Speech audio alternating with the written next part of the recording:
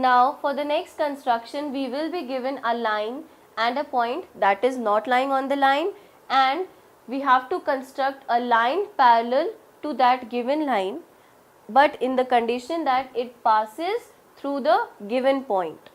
So the method that we are going to use over here is the congruent corresponding angles method. So we have the two parallel lines and we have a transversal made. These are the two corresponding angles that we can draw. So we will start with a line segment already made. We have a point from which we have to make a line. Now we use the ruler and we join this point to this straight line like this. Now we have made the transversal of the would be parallel lines. Now what we are going to do, we are going to name this as point A, and you can name that also as point B, where the line is meeting that unknown point. So now we are going to use the compass and we will place it on point A. With radius of our own choice, we are going to make an arc. Now you can see the arc being made over here, that is by rotating the compass this way. Now the arc has been made cutting the two lines at two different points.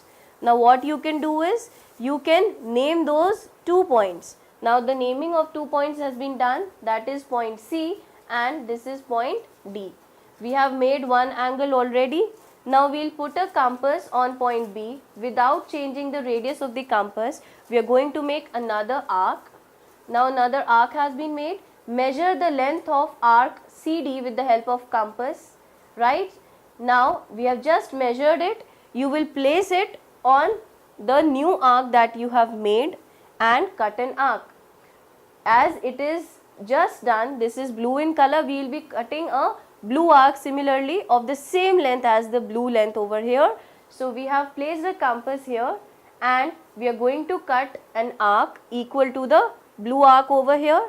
So we have just made the other arc over here, right? Now the other arc is going to be similar to this one.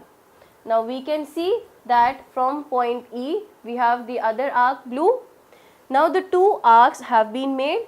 We are required to join the point B with this point of intersection F. Once you join it with the help of a ruler, you can see that you have found the line which is actually parallel to the given line that you had made earlier, right? So we have a line parallel to the given line which is passing through the given point, and we have used the corresponding angles method. That means we have made the two corresponding angles which would be and which have always been equal to each other.